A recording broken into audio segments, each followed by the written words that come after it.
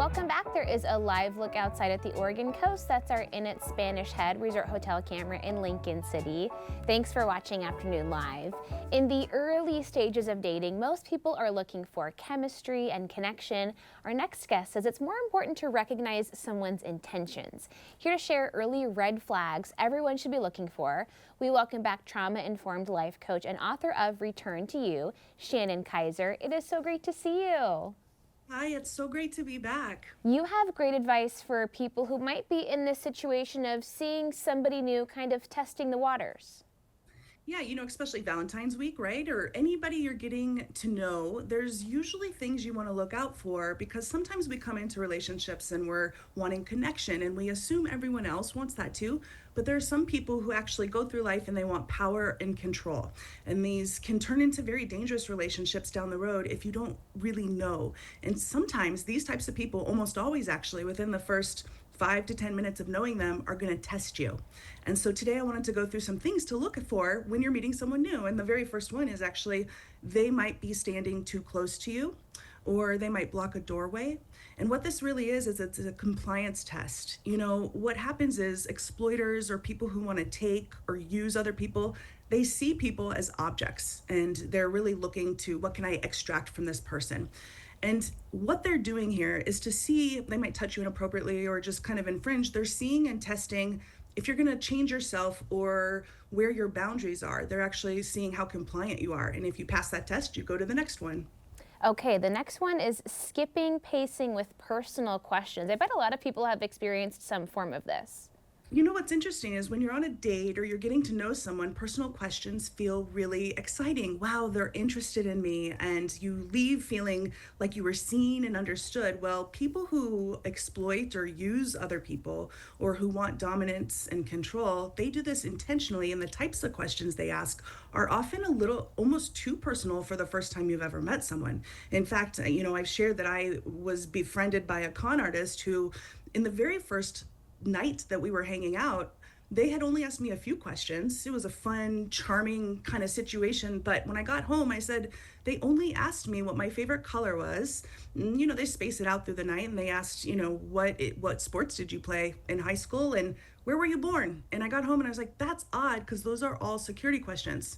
Man, okay, so we got to talk about this next one, trauma dumping before trust exists. Man, that sounds stressful.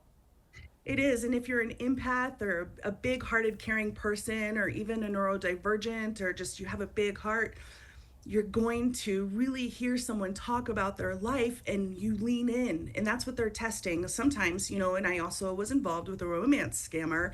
And I learned very fast that they had tools in the very first, probably 10 minutes within I was meeting this person, they were sharing the most personal story that they had, like the most traumatic story of their whole life. What happens is they're looking to kind of hook in, and if you lean in and I'm so sorry and that's so hard, of course you care about others and you don't want anyone to suffer. But people who exploit others or use them or abusers, they look for empathetic people because they know that they probably don't have as strong of boundaries. And I hear in my coaching practice, the number one thing I work with women is they always say, but he's going through so much, or he's had such a hard childhood and there's so much trauma. And I think this is important, but they play off of that and you want to make sure your empathy is not being weaponized.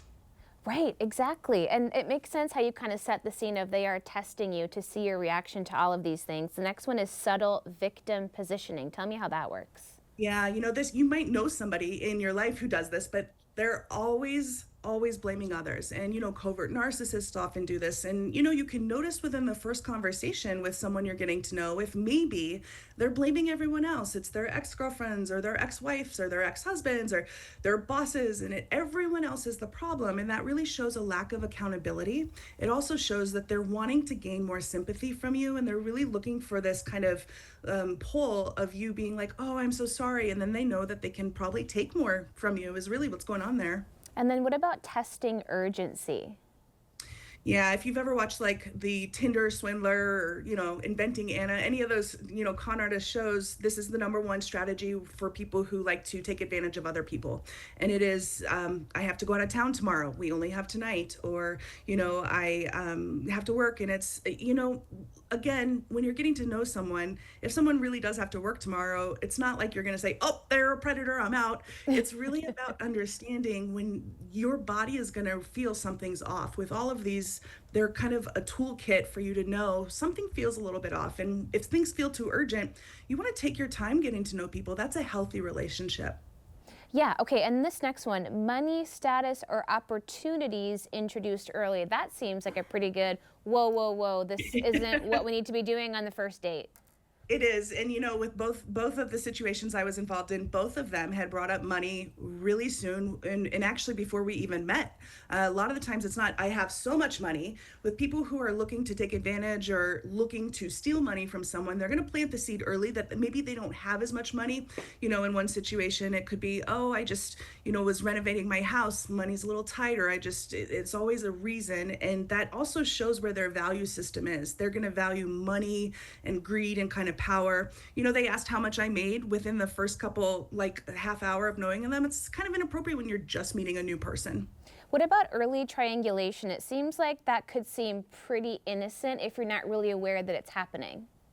I believe triangulation is one of the most manipulative strategies that master manipulators use. And it's really when they bring in someone else that really has nothing to do with the two of you or your connection. And what they're doing is subtly planting seeds of other people want me, or I'm in high demand, or jealousy. And they do this to kind of play off of your emotions, and they're actually manipulating your emotions. And so you really want to recognize if somebody is doing this with any of these tools or any of these steps. You really just want to take a step back and have boundaries. And you can even say, oh, that's interesting. Or when I get triangulated now, it's very clear. In the past, I used to kind of internalize it, but now it's like, that person doesn't really relate to what we're doing here. And then they know that you can't be manipulated. This is all great advice. Shannon, thank you so much for stopping by. It's always so nice to chat with you. So good to be here. Thanks. Okay, Shannon's book again is Return to You. We will have more information on our website at katu.com. We'll be right back with more Afternoon Live right after this.